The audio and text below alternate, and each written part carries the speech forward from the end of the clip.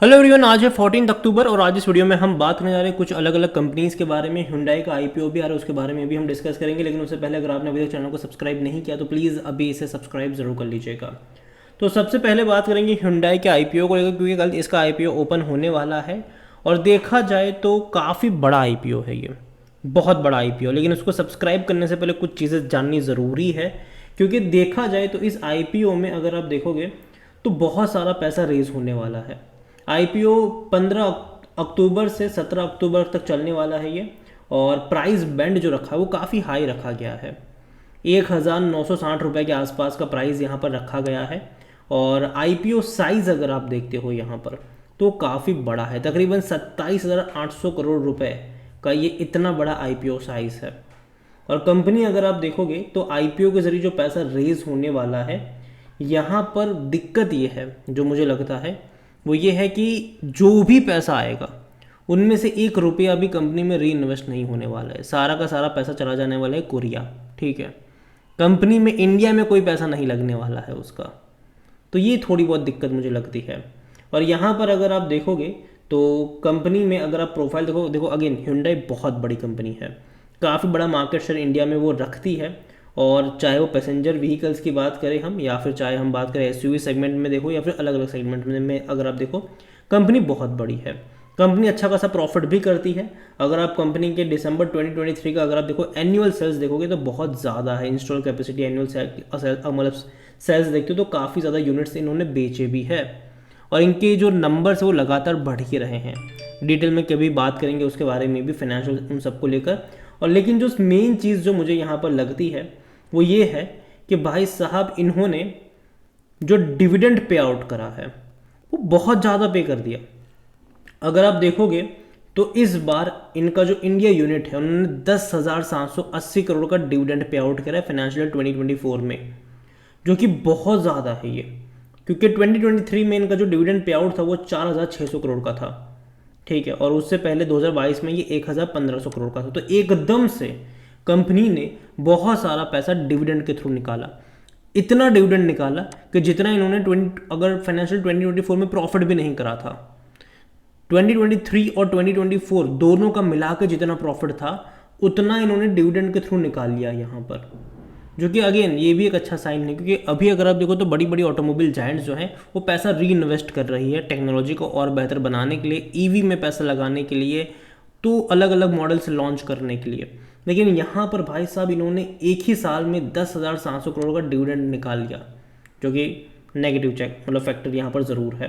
Risk factor अगर आप देखते हो यहाँ पर तो जो मार्केट शेयर है वो इतना उस तेज़ी से बढ़ नहीं पाएगा आने वाले टाइम में। रीज़न सिंपल सा है कि इंडियन प्लेयर से टक्कर मिल रही है, उसके अलावा देखोगे तो और भी नए नए मार्केट प्लेयर आ रहे हैं। अगर आप देखोगे तो किया मोटर्स देख लो, होंडा कार्स देख लो, स्कोडा देख लो, एमजी मोटर्स देख लो, रेनॉल्ड्स देख लो, फॉक्स वैगन देख लो, इनसे टक्कर मिल रही है। आउट ऑफ इंडिया के जो क्लाइंट्स मतलब जो प्लेयर है वो, और इंडियन प्लेयर तो डेफिनेटली है ही। मारुति सुजुकी हो गया, टाटा मोटर्स हो गया, महिंद्रा हो गया, वो तो है ही यहाँ पर। और यहाँ पर जो देखो आईपीओ में ज़्यादातर लोग जो सब्सक्राइब करते हैं वो इसलिए करते हैं कि भैया लिस्टिंग गेन मिल जाए। लेकिन यहाँ पर जो लिस्टिंग गेन है वो कुछ ज़्यादा बताया नहीं जा रहा। मुश्किल से 5 से 7% का यहाँ पर जो लिस्टिंग गेन है वो जीएमपी जो इनका प्राइस अभी है वो उस तरीके का है। तो यहाँ पर जो ग्रे मार्केट प्रीमियम है वो कुछ खासा बड़ा देखने को मिल नहीं रहा, मुश्किल से 5 से 7% का। अब ये डिपेंड करता है कि लोग ज़्यादा सब्सक्राइब कर ले तो शायद बढ़ जाए, लेकिन जनरली अभी के लिए तो इसका जो ग्रे मार्केट प्रीमियम चल रहा है वो सिर्फ अराउंड 2-3% के आसपास का ही देखने को मिल रहा है। 2-3%, जो कि बहुत कम है, ठीक है, बहुत कम है ये। तो नज़र रखिए इसके ऊपर और देखते हैं कि 2 दिनों में कितना मतलब 3 दिन में कितना ये सब्सक्राइब हो पाता है। दूसरी खबर जो निकल कर आई है वो भैया हिंदुस्तान एरोनॉटिक्स को लेकर है। दिग्गज कंपनी है भाई साहब डिफेंस की इंडिया में, और शानदार कंपनी, कोई शक नहीं उसमें। आज तकरीबन 1% की तेज़ी है। एक महीने में देखो तो 2% का फॉल भी है, गिरावट आई, तेज़ी आई, गिरावट आई, वापस तेज़ी आ गई। एक साल का अगर हम ग्राफ देखें तो बेहतरीन पैसा इसने बना कर दिया है। शेयर जो था वो 1,800 से ऐसा भागा था कि 5,600 पे गया था, लेकिन उसके बाद गिरावट शुरू हुई है। 5,600 से जो गिरावट शुरू हुई वो अभी भी रुकी नहीं है। लेकिन अपडेट यहाँ पर निकल कर जो आई है वो ये है कि भैया हिंदुस्तान एरोनॉटिक्स को महारत्ना का स्टेटस मिल चुका है। देखिए जो भी गवर्नमेंट कंपनीज होती है उसमें उनको स्टेटस मिलते रहते हैं, और ये काफ़ी बड़ा स्टेटस है इस कंपनी का। और देखो इसको तो मिलना ही था, ठीक है, कोई बड़ी बात नहीं है उसमें। तीसरी खबर जो है वो अशोका बिल्डकॉन को लेकर आई है। 2-2.5% की तेज़ी यहाँ पर देखने को मिली। एक महीने में देखो तो अच्छी रफ्तार है, 3% का ग्रोथ है। स्पेसिफिकली अगर आप देखो तो लोअर लेवल से काफ़ी अच्छी तेज़ी इसने दिखाई है, जो कि 229 रुपये का था, और वहाँ से एक अच्छी तेज़ी पिछले एक हफ्ते में इसने दिखाई है। और इस कंपनी को लेकर भी एक बड़ी अपडेट निकल कर आई, हालांकि वो इनको बड़े ऑर्डर मिलने को लेकर खबर है। अशोका बिल्डकॉन में आज तेज़ी आने की वजह ये कि भाई इनको तकरीबन 2310 करोड़ रुपए का एक बड़ा ऑर्डर मिला है, जो कि अगेन काफ़ी बड़ा ऑर्डर मैं कहूँगा कि जो इसको इस कंपनी को मिला। और अगेन देखो यार, एक चीज़ समझो कि जब भी ऑर्डर मिलने की खबर आती है तेज़ी आती है, लेकिन बाद में गिरावट भी आ जाती है, ठीक है। तो इस ऑर्डर मिलने की खबर से अगर आप खरीदारी करते हो तो वो नहीं करना चाहिए। और जो चौथी अपडेट है वो SCL टेक को लेकर आज इस कंपनी के रिजल्ट्स है, और जो रिजल्ट्स है वो अच्छे हैं, उतने बुरे भी नंबर्स नहीं हैं। यहाँ पर 1-1.5% की तेज़ी हमें देखने को मिली है। एक महीने में अगर आप देखो तो ये शेयर जो है वो लगातार हमें भागता हुआ भी नजर आया है। अच्छी रफ्तार पकड़ी एक महीने में, कोई शक नहीं है उसमें। और काफ़ी अच्छी तेज़ी अगर आप देखोगे तो अभी धीरे धीरे रिकवरी जो है वो IT कंपनियों में देखने को मिल रही है। विप्रो में भी आज तेज़ी थी तकरीबन 4.5% की, क्योंकि बोनस को लेकर अपडेट आई थी विप्रो में।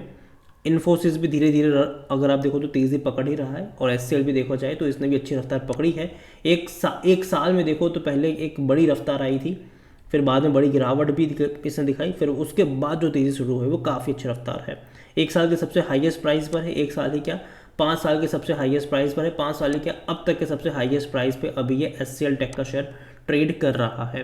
और जैसे इसके रिजल्ट्स की अगर हम बात करने जाएँ तो इस बार का जो रेवेन्यू हुआ है, इनकम हुई है, वो तकरीबन 29,300 करोड़ से भी ज़्यादा की है, जो कि इससे पहले के क्वार्टर के मुकाबले भी अच्छी है, पिछले साल के मुकाबले भी अच्छी है। तो इनकम में डेफिनेटली बढ़ोतरी ज़रूर हुई है। प्रॉफिट भी अगर आप देखते हो इनका तो तकरीबन 4,235 करोड़ का प्रॉफिट हुआ है, जो कि थोड़ा सा कम है, क्योंकि इससे पहले के क्वार्टर में जो प्रॉफिट था वो 4,260 करोड़ का देखने को मिल रहा था। ओवरऑल थोड़े से खर्चे बढ़ गए इनके पिछले क्वार्टर के मुकाबले, लेकिन हाँ जितना पिछला क्वार्टर में था उसके आसपास का ही प्रॉफिट है, और अच्छा प्रॉफिट है, बुरा नहीं है ये। पिछले साल के 3,833 करोड़ के मुकाबले भी प्रॉफिट अच्छा मैं कहूँगा। लेकिन हाँ जो ग्रोथ है वो बहुत ही मिनिमम तरीके से बढ़ रही है, लेकिन उम्मीद करता हूँ कि चीज़ें और आगे बेहतर हो। देखो IT कंपनीज़ में SCL टेक का परफॉर्मेंस काफ़ी अच्छा रहा है, इन्फोसिस का भी रहा है, लेकिन इस कंपनी ने बहुत अच्छा परफॉर्म करा है पिछले कुछ टाइम में। तो नज़र रखिएगा इस कंपनी के ऊपर। और ये तो थी बाजार की कुछ अपडेट्स। वीडियो को यहीं पे एंड करता हूँ। पसंद आया हो तो लाइक करें, शेयर करें, चैनल पकड़ा पहले बार तो प्लीज़ सब्सक्राइब करें। और कौन सी कंपनी आपको पसंद है और किस में आप इन्वेस्ट करते हो वो भी आप मुझे कमेंट में लिख के ज़रूर बताइएगा। Thank you. और अगर आप चाहते हैं कि मैं मार्केट के अब से जो अपडेट्स है उसके ऐसे ही वीडियो लाता रहूं तो कमेंट में वो भी लिखिएगा, ताकि मैं ऐसे वीडियोस और भी बनाता रहूं। Thank you.